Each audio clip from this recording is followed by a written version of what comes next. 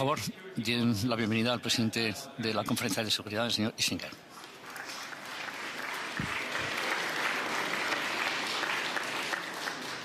Thank you all. Gracias a todos. Después de los Estados Unidos, en el primer segmento de esta mañana, pues ahora pasamos a la otra parte del mundo. Y para mí es un placer y es un privilegio el poder darle la bienvenida por octava vez. Ha estado aquí ya 7 veces antes.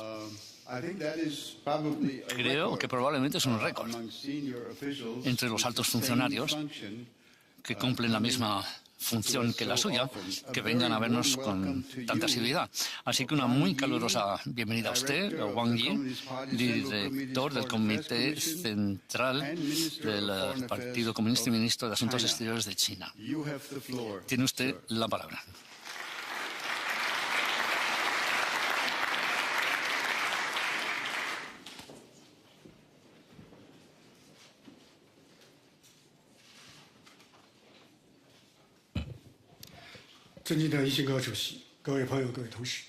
Excelencia, señor presidente, queridos amigos, para mí es un gran placer estar aquí de nuevo en la Conferencia de Seguridad de Múnich.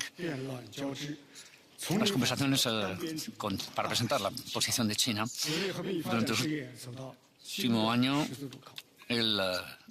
Hemos visto que la humanidad llega a una nueva encrucijada por la paz y el desarrollo.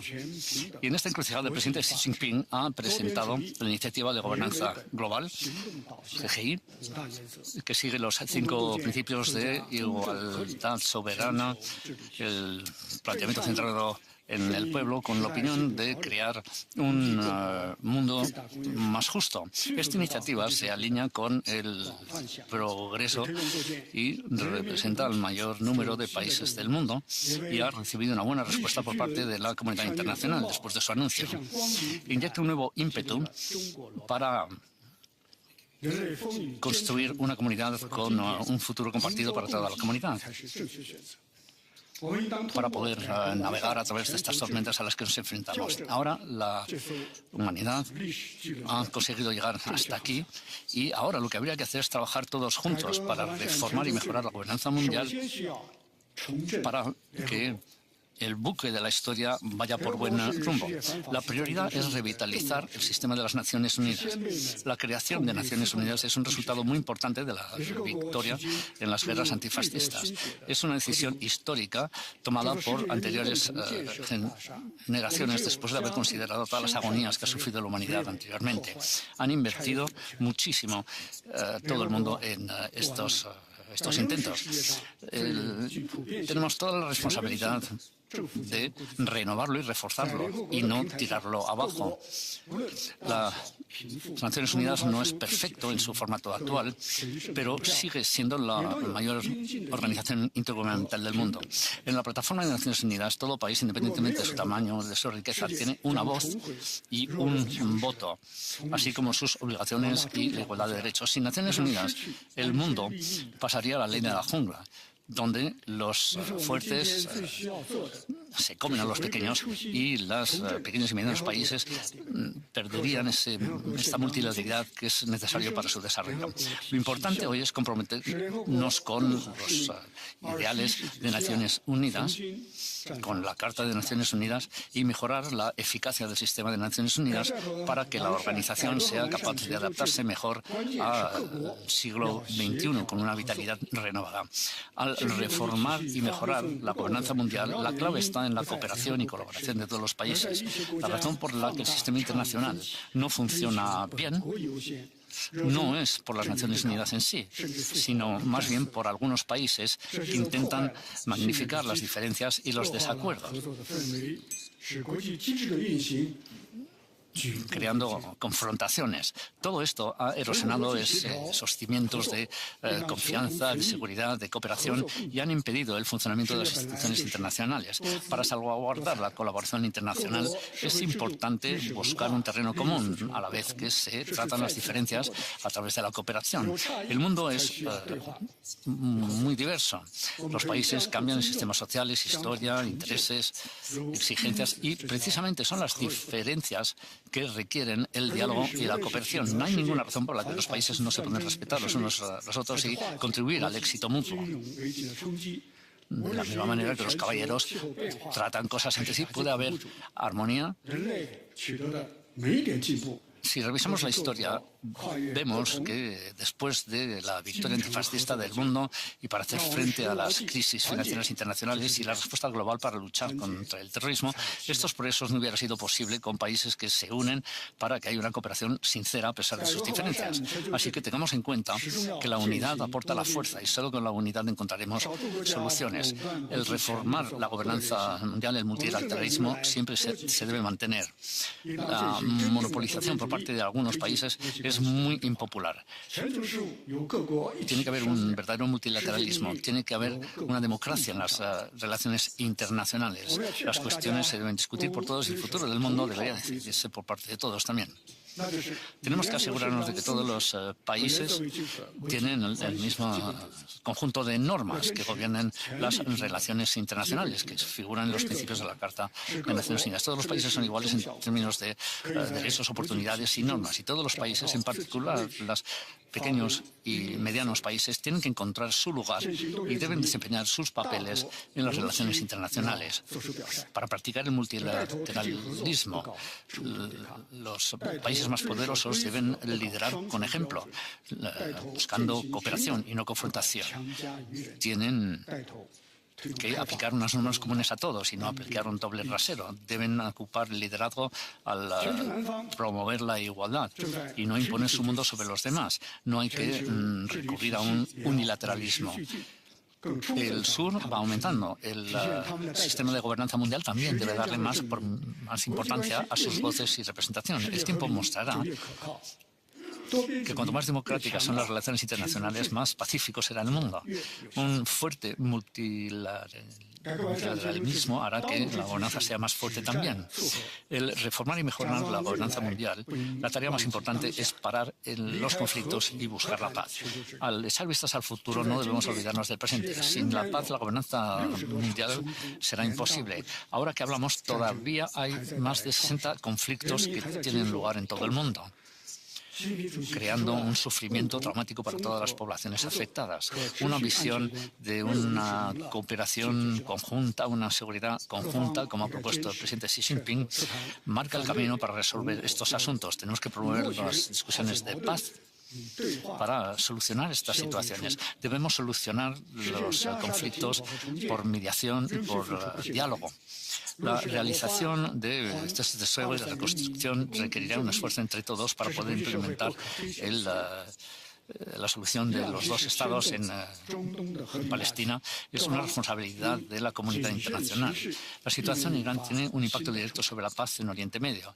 Todas las partes deben actuar con prudencia y evitar generar nuevos conflictos. La crisis de Ucrania, el diálogo por fin se ha abierto. Todas las partes concernidas deberían aprovechar la ocasión para llegar a un acuerdo de paz duradero, eliminando las causas raíces del conflicto y generar una paz duradera y estable en Europa. En cuanto a Venezuela, esa línea roja del Estado de Derecho no se debe romper, se debe mantener la independencia de los estados.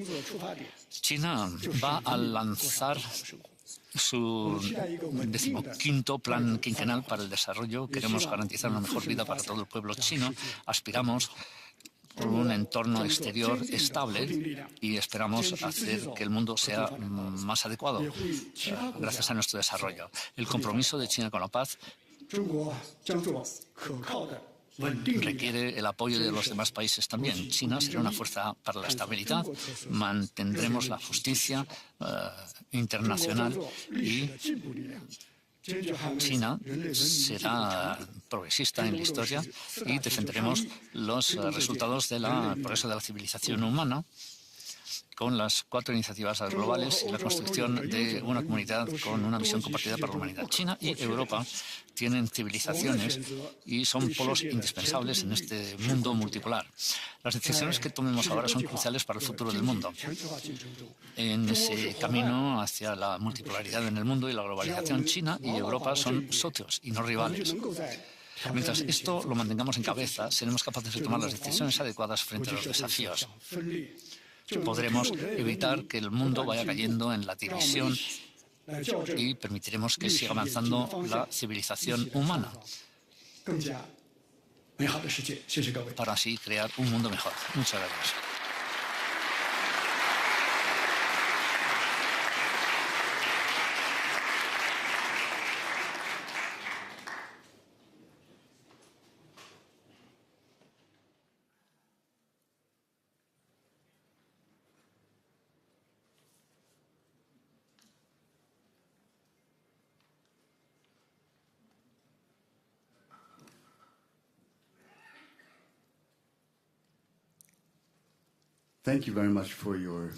Muchísimas gracias por su discurso.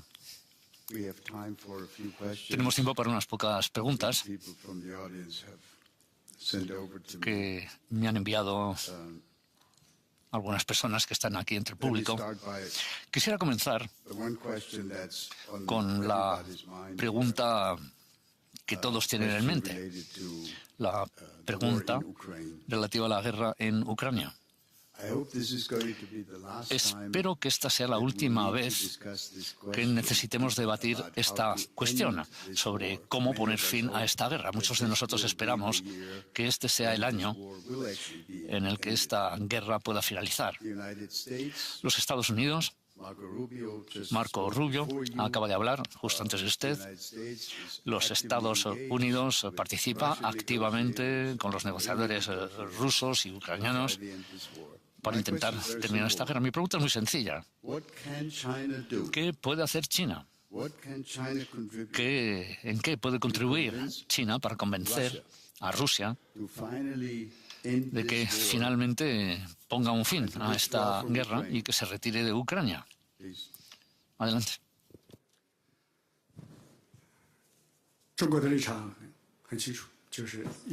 La posición de China es clara.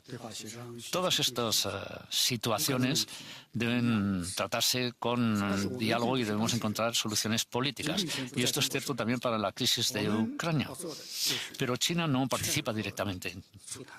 Lo que nosotros hacemos es promover las negociaciones de paz.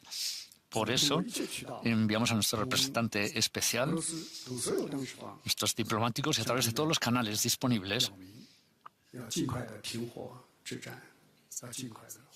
hemos enviado nuestro mensaje que queremos que cesen las hostilidades lo antes posible y que se reanude el diálogo. Y finalmente vemos que han empezado las negociaciones de paz y ahora lo que se debe discutir son los verdaderos problemas. Y nos parece muy bien porque sin diálogo no puede crearse la paz. Si no mantenemos el diálogo, un acuerdo de paz o un tratado de paz pues no va a caer del cielo. Y así es la única forma en la que podemos conseguir una paz duradera y vinculante que sea aceptable para todas las partes. Por lo tanto, me parece que este es el objetivo común de la comunidad internacional, China incluida. Europa no debería quedarse al margen. Aquí en Múnich, el año pasado, por aquel entonces, los Estados Unidos habían empezado a discutir con Rusia y parecía que Europa se quedaba mirando. Desde que surgió el conflicto, que en Europa tiene todos los derechos necesarios para participar en las negociaciones cuanto antes. Por tanto, Europa no debe estar en el menú, no debe formar parte del menú, sino que tiene que estar sentado en la mesa de comensales. Y hay que tener la valentía de hablar con Rusia. Esto está muy bien, nos parece muy bien, pero pensamos que no tiene que haber un diálogo por amor al diálogo. Creo que Europa puede presentar nuevas ideas, nuevos planes para resolver esta cuestión. Y en este proceso tenemos que fomentar una arquitectura de seguridad más equilibrada y más eficaz para Europa. Tenemos que hacer frente a las causas básicas de esta crisis y evitar que vuelva a surgir para Un poquito, ¿no?, sobre esta cuestión. Yo recuerdo que cuando empezó esta guerra, hace ya 4 años, aquí, en esta misma sala, hablábamos por aquel entonces de este problema y usted hizo una declaración muy importante entonces, y es que China estaba comprometida a los principios fundamentales de las Naciones Unidas, incluida la integridad territorial y la soberanía. ¿Podría usted repetir eso que dijo entonces, volver a repetirlo hoy, que China está comprometida a la idea de la soberanía y la integridad territorial de Ucrania?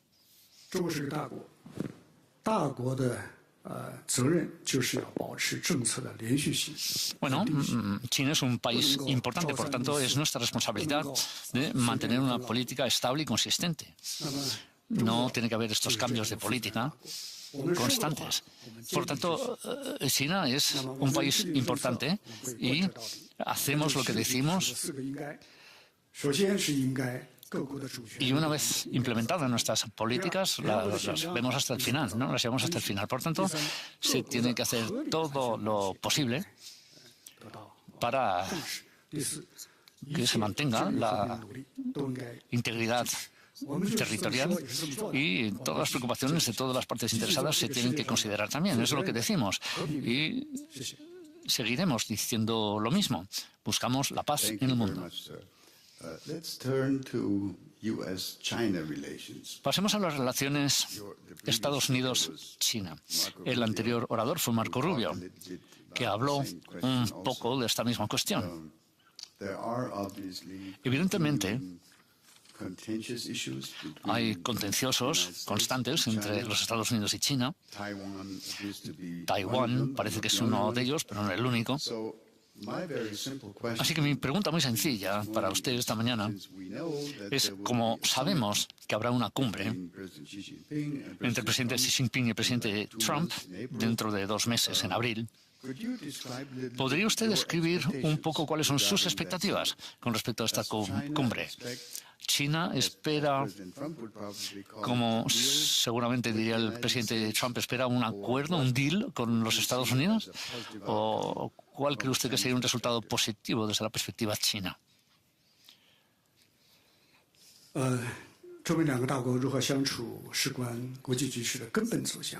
¿Cómo se van a entender China y Estados Unidos? ¿No? Siguiendo la trayectoria actual, China tiene una responsabilidad para con el mundo, con la historia y con su pueblo.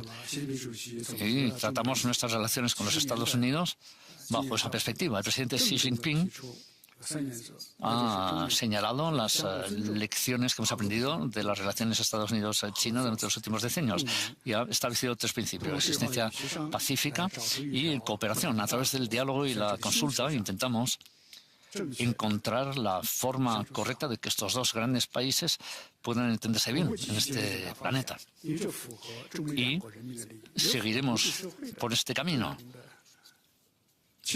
para que, en el interés de nuestros 2 pueblos y de acuerdo con las expectativas de la comunidad internacional, pero claro, si podemos conseguir este objetivo o no, depende, en fin, de los Estados Unidos. Pero nos sentimos alentados de que el presidente Xi Jinping ha mostrado respeto para el pueblo americano, y Trump también ha dicho que trabajando juntos China y Estados Unidos pueden hacer muchas cosas, y los 2 presidentes podrían conseguir generar una excelente relación entre Estados Unidos y China. La podrían incluso mejorar. Pero no estoy muy seguro de que todas las personas en Estados Unidos compartan la misma opinión. Para algunas personas todavía están intentando hacer todo lo posible para suprimir y contener a China. Están haciendo todo lo posible para atacar e insultar a China. Así que yo creo que hay 2 perspectivas distintas que tenemos ante nosotros para nuestras relaciones bilaterales. Una es que Estados Unidos puede entender a China razonablemente y tener una política pragmática y razonable con China, y que ambas partes trabajen juntos en la misma dirección, que ampliemos nuestros intereses. Esto nos llevará a la cooperación, y eso verdaderamente sería el mejor resultado para ambos países y para el mundo. La otra perspectiva es intentar cortar las cadenas con China y las cadenas logísticas. Sería algo puramente emocional, sin sentido. Tendríamos círculos exclusivos, intentaríamos separar a Taiwán de China y cruzar las líneas rojas marcadas por China, que probablemente llevaría a China y los Estados Unidos hacia un conflicto. Pero por nuestra parte, China quiere que salga adelante la primera perspectiva. Y yo creo que ustedes pensarán lo mismo. Pero China está bien preparada para hacer frente también a los posibles riesgos que puedan surgir. China cree que la historia siempre va avanzando, a pesar de todos los recovecos por los que sigue. Pero las perspectivas que tenemos de las relaciones bilaterales con Estados Unidos, pensamos que la visión y los objetivos presentados por el presidente Xi Jinping se conseguirán, se cumplirán, porque es la única elección correcta. Gracias. Sí, muchas gracias. Solo tenemos un par de minutos más. Pasemos a China y la Unión Europea, si me permite. Nosotros, los europeos, hemos aprendido a las duras que las dependencias fuertes no son una buena idea. Dependíamos en gran medida en los suministros energéticos de Rusia. Hoy en día, algunas personas están señalando que a lo mejor Europa podría terminar siendo demasiado dependiente de China.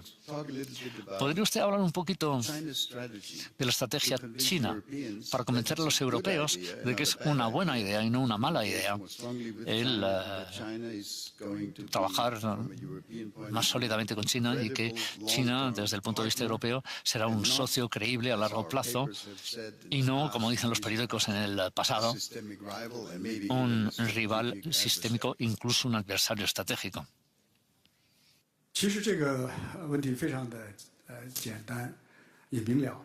Me parece que es una respuesta muy sencilla. Creo que China y la Unión Europea son socios, no somos rivales sistémicos ni rivales estratégicos. Llevamos medio siglo trabajando juntos y hemos conseguido todos estos resultados. No es suficiente para mostrar la verdadera naturaleza de las relaciones Unión Europea-China. Unión Europea. Creo que es un pensamiento totalmente equivocado y no lleva a nada bueno. No queremos ver una amplificación de esta narrativa de que somos un rival sistémico, porque eso sería tóxico para el futuro desarrollo de las relaciones Unión Europea-China. Pero hay muchas diferencias y divergencias por ambas partes, ¿no? Por ejemplo, los valores, los sistemas, nuestro modelo de desarrollo. Pero eso es porque tenemos una historia y una cultura distintas. Y por eso nuestros pueblos tienen opiniones distintas sobre cómo nos desarrollamos. Pero esto no significa que deberíamos convertirnos en rivales o competidores. Lo más importante es que deberíamos respetarnos mutuamente, admirarnos mutuamente, aprender los unos de los otros y crecer juntos y iluminar al mundo. Esa es la decisión correcta. Un antiguo filósofo chino dijo que todo puede coexistir en la Tierra sin hacerse daño unos con otros y siempre pueden ir en paralelo los unos con los otros. Esto es algo que se dijo hace más de 2000 años en China. Ya desde entonces contamos con esa sabiduría y creo que ahora podemos hacer las cosas todavía mejor. Y Confucio una vez dijo que entre caballeros podemos conseguir armonía sin uniformidad. Así que reconocemos que diferencias hay y divergencias hay entre nosotros. Pero eso no significa que no podamos lograr una mejor armonía. Y eso es lo que tendríamos que intentar conseguir. Y así es como personas educadas, caballeros, deben tratarse entre sí para que ambas partes puedan seguir este camino y puedan hacer como hacen los caballeros. Sobre todo en este entorno multilateral tan tumultuoso, hay que garantizar la autoridad de las Naciones Unidas, hay que decir no a las prácticas unilaterales y hay que salvaguardar el libre comercio y mantener la competencia. Yo invito sinceramente a todos nuestros amigos a que se sumen a nosotros en la implementación de la iniciativa de gobernanza global propuesta por Xi Jinping para crear un orden mundial más justo y más correcto entre todos. Muchas gracias. Porque nos estamos quedando sin tiempo. La región del Asia-Pacífico. When we look at reports about possible or Si actual observamos renewed tensions in the informes sobre el recrudecimiento de las tensiones en la región, can you present a message of reassurance? podríamos preguntarle si nos puede enviar un mensaje para tranquilizarnos y para saber qué está haciendo China para evitar que se vuelvan a aumentar las tensiones en la región, de tal manera que se produzca un conflicto militar en esa parte del mundo. 首先，我不认为这个亚太地区出 En 现 primer 形势 lugar, 紧张。我们环顾世界， no creo que la situación en Asia se esté volviendo más 前不 tensa. 久发生了一个减碳 De hecho, 边界 es la única región del mundo en la que la paz se está manteniendo de manera muy 也 estable. 已经得到了 Hubo un brote de violencia entre Tailandia y Camboya, pero eso 那么中国已经成为 se pudo detener 和平的中国。 gracias a la participación de 作为 China. 这个世界上重要 China 和 se 平 ha 的，我 convertido 们 en 会 un 继续 pilar 为 que mantiene la paz en 亚洲 Asia 地区的和平来发挥我们。 y seguiremos desempeñando ese papel 那么亚洲地区是不 para 是一 poder 帆风顺 salvaguardar la 和平 paz 稳 en 定 la 呢？也不 región. 是。我这里提出一个问题啊， Pero 供大家思考。 en 就是我们要 Asia 警惕啊， se siguen produciendo ciertos 这个 retos. 一种危险的现象。 Debemos 就是不久前， estar atentos 日本的现职首相公 ante 开声称， ciertas cuestiones preocupantes 就 en 构 Asia. 成日本可以对外行使集体自卫权的危机存亡状态。这是80年来第一次 El primer ministro de Taiwán dijo, 直接挑战台 o 湾 de 已经规 Japón, 范 mejor 中国的 dicho, dijo que la situación en Taiwán podría conllevar 直接背 un 弃了他的 recrudecimiento de la capacidad de autodefensa de 我们 Japón. 当然不能同意，14亿中国人都不能接受。我们现在是在德国，是在欧洲。 Hacer una afirmación de tal estilo va en contra de los compromisos que Japón ha adquirido para con China. Esto es impensable. Para hacer una comparación, es como si en Europa, 这个纳粹的主张，但是日本 después de que Alemania 甲级战犯还供奉在神社里， pasase o aprobase leyes en contra de la ideología 他 nazi, 们奉为神灵， pero al mismo tiempo Japón 这说明什么问题？ sigue 这说明日本 apoyando a aquellos criminales de guerra 侵略殖民台 en 湾的 Japón y 决 de 心 hecho 未已 los 说明日 tildan 本 de 军国 héroes. 主义的阴魂不散，阴间不远。 El fantasma de la militarización en Japón sigue en el país. 危机存 Las 亡 lecciones 时刻 del pasado no 对 se 中 han 国发动侵 olvidado. 略，对珍珠港发动了袭击啊！如果不思悔改的话， En el pasado, 势必会 Japón 重蹈覆辙 esgrimió esta amenaza de la autodefensa para atacar a China y para llevar a cabo el ataque de Pearl Harbor. Si Japón no aprende de sus errores, la historia se repetirá. 被 Todos debemos ser conscientes ante esta situación. 甚至想复活军国主义的势力所裹挟。 El pueblo japonés no debe permitir que los extremistas de la extrema derecha los engañen. 如果要走回头 Todos 路 los 的话 países que valoran la paz deben al levantar la voz y decirle a Japón que si siguen por este camino y si intentan apostarle a este rumbo, nuevamente las consecuencias serán devastadoras. Thank you very much, Mr. Foreign Minister. Thank you very much. Muchas We gracias, have señor run out of ministro. time. Nos hemos quedado sin tiempo. Una ronda de aplauso y lo invitamos a que vuelva el próximo año. Sería la 9ª vez que acudirá a esta conferencia.